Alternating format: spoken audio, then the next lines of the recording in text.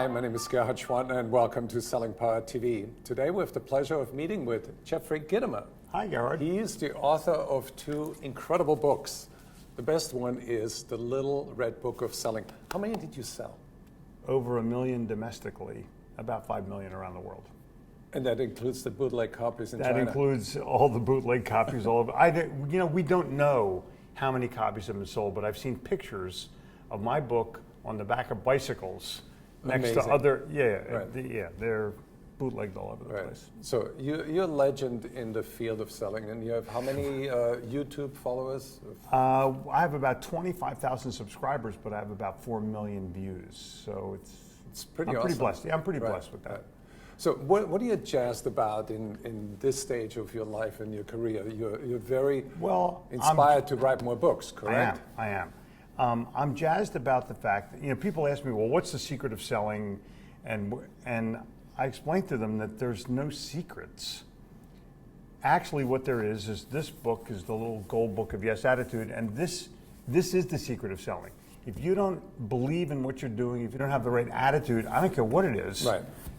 I'm in this because I make a lot of money. Right. First of all, we differ in our definition of the words a lot. Right.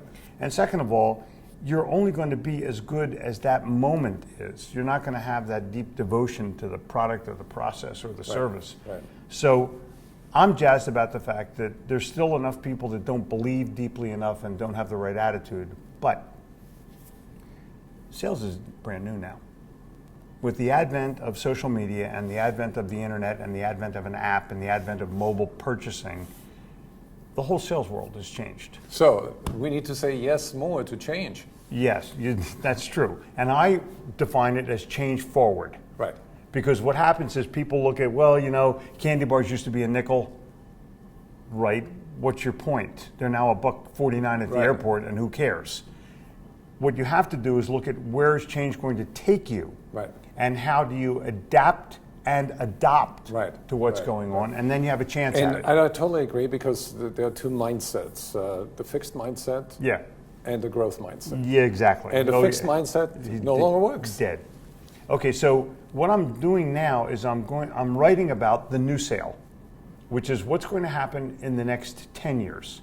So for example, and the easiest one for me to define it is, for the last 25 years, big companies have relied on customer satisfaction.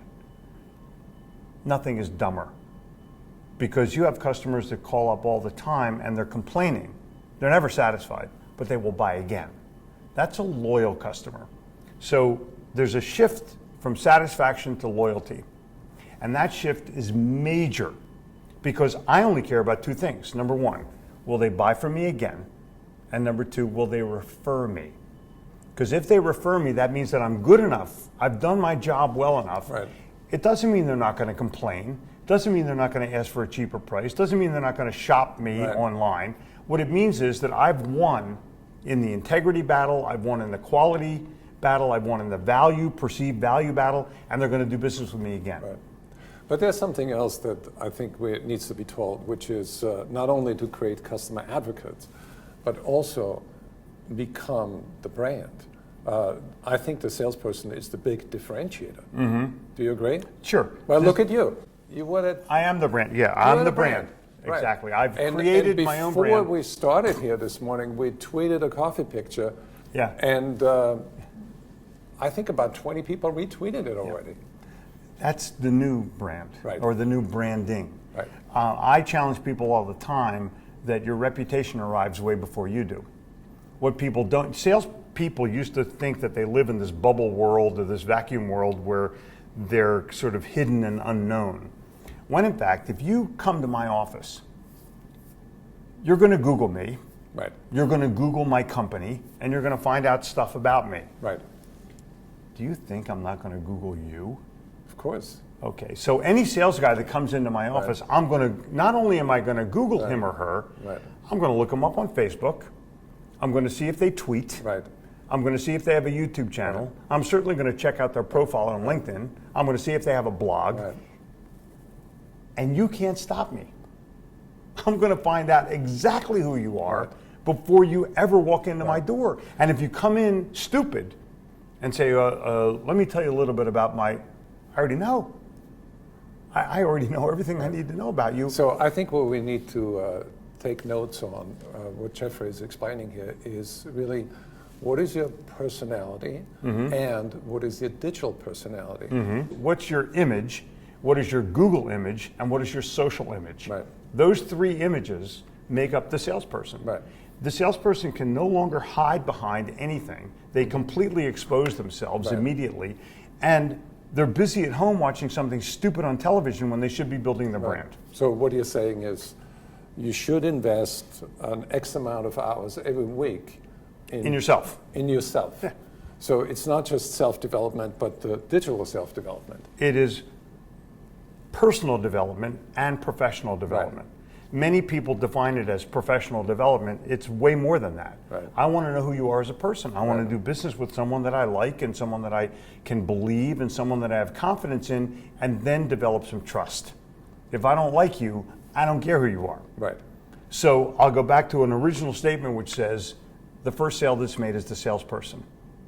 If you don't sell me on you, why would I even listen to what it is that you're selling? Why would I bother listening to who you are or what you do without me understanding that, oh, this person has some character, this person has some value?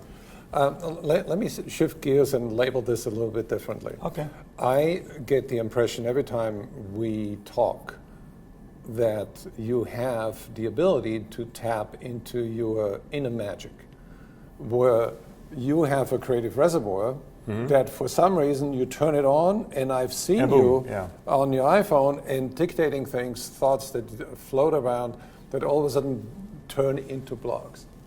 Tell us about that.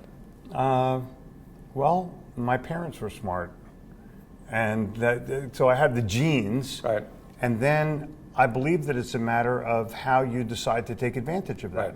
A lot of people take their talent and they won't use it, or they'll use it in a negative way. They'll complain about their job or their boss or the weather or the lack of money or whatever it is. And I've chosen to look at things as to what is next and what can I do. I look at something and I see, okay, how can I make that better? Right. What can I do that enhances that process a little bit?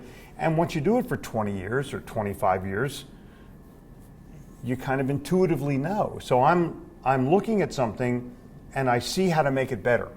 That's the main thing. Right. But it goes back to how I write. I'm not an author. I'm a writer. Right. Writers write their own books. And I write my secret. If you want to know the secret of writing, I write like I talk. So I think of something and I can immediately clarify it by simply talking about it.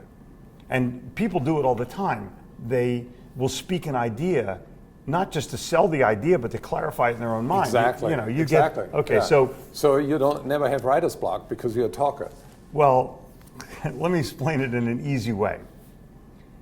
There's no such thing as writer's block. There's only an ability for someone to force what it is that they're trying to say. No one has ever had talker's block. Right. I mean, can you imagine, I call you on the phone and go, Gerhard, it's really nice to talk to you, but I really can't think of anything to say.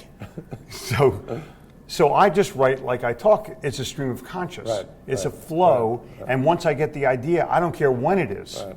I'm going to record something to myself. I'm going to keyboard something to myself. I'm going to text something to myself. I savor the idea at the moment. I save the idea at the moment, and I communicate it to myself. Right. I never wait till the morning to write it down. So I think there's another topic we need to discuss, which is I think self-development is ongoing self-editing. It's not just self-improvement, but to recognize what results you get. Yeah, you tweak your own process. Exactly. Right. I Exactly. totally, but you have to be willing to review what it is that you did and be responsible for it. Self-development is about educating yourself in a way and taking responsibility for your education in a way that you can convey it to others that becomes compelling. Thank you, Jeffrey. My pleasure.